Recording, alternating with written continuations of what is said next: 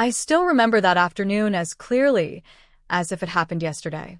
The air outside was heavy with the sweet smell of freshly cut grass, and the sun sat high in the sky, painting everything with a golden glow.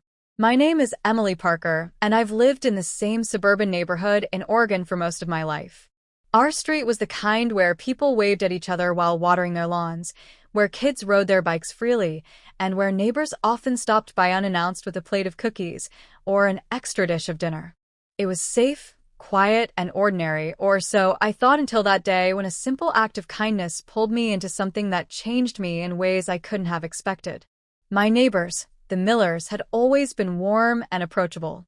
Sarah Miller, a hardworking single mom, had been raising her teenage son, Daniel, on her own for the past few years. I admired her strength. Daniel was 17, quiet, and kept mostly to himself. He wasn't the type of kid you'd see hanging out on the street corner with friends, nor was he the type to be loud and boisterous at school. Whenever I saw him, he was either on his way to soccer practice with his gear slung over his shoulder or carrying an armful of books. There was something reserved about him, like he carried the world on his back but didn't want anyone else to notice. That particular afternoon, Sarah had asked me to drop off a basket of muffins I'd baked. She had been working late shifts at the hospital, and I thought it might cheer her and Daniel up to have something homemade waiting for them. I didn't call ahead. In our neighborhood, we rarely did. Knocking on a neighbor's door and stepping inside was as natural as breathing. When I pushed open their front door, which Sarah always left unlocked, I called out a cheerful hello. "It's Emily. I brought muffins." My voice echoed in the quiet house. No answer came. I thought maybe Sarah was napping after a long shift or Daniel was in his room with his headphones on. Still, something nudged me forward. I walked deeper into the living room, setting the basket on the table. That was when I noticed Daniel's bedroom door half open, a sliver of light spilling into the hallway. I knocked gently, but when no voice answered, I leaned closer.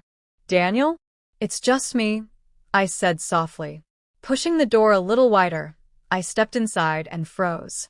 Daniel sat at his desk, hunched over a sketchbook, pencil flying across the page. His headphones dangled around his neck, and his hair fell into his eyes as he worked with an intensity one hadn't expected from someone so quiet. When he finally noticed me, his eyes widened in surprise, and he quickly tried to close the book. "Oh, sorry," I stammered. "I didn't mean to barge in. I just came to drop these off." I lifted the basket awkwardly, though I had already left it in the living room. Daniel's face flushed.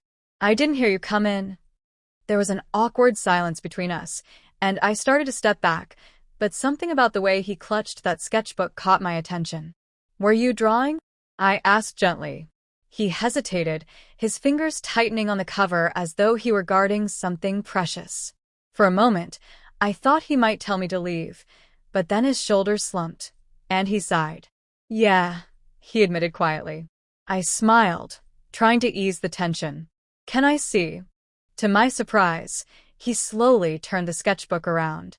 The page was filled with a detailed pencil drawing of the neighborhood street, every tree and rooftop captured with delicate precision.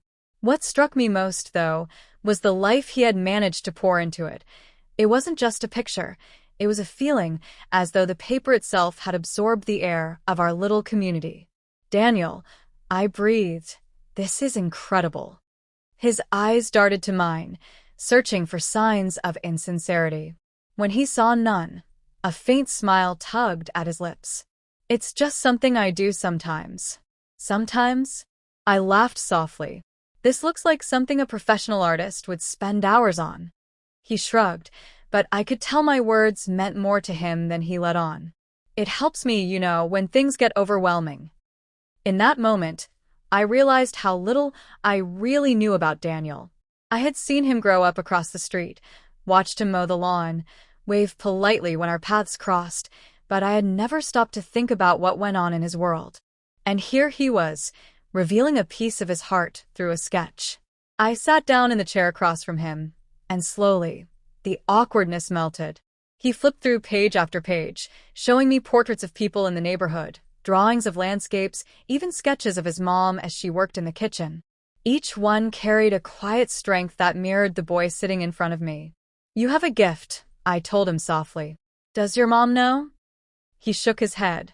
"I mean, she's seen me doodle, but I don't think she realizes. I don't want her to worry about me wasting time. She works so hard. I don't want her to think I'm not taking school seriously."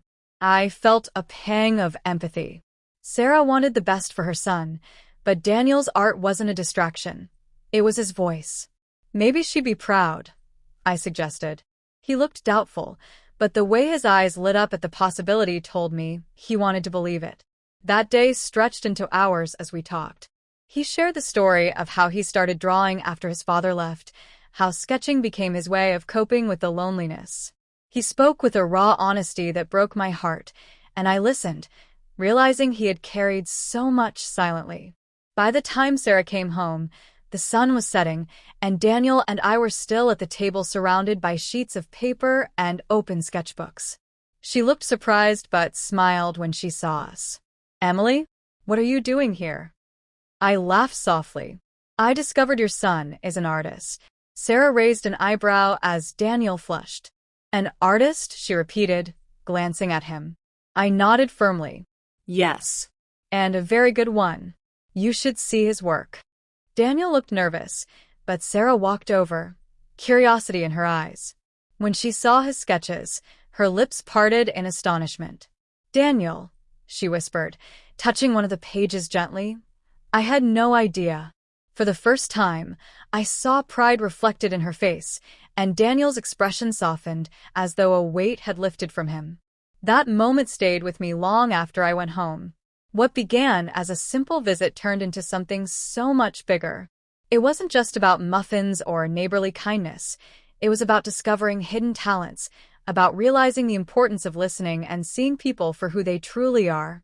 Over the next few weeks, I became something of a quiet supporter in Daniel's journey.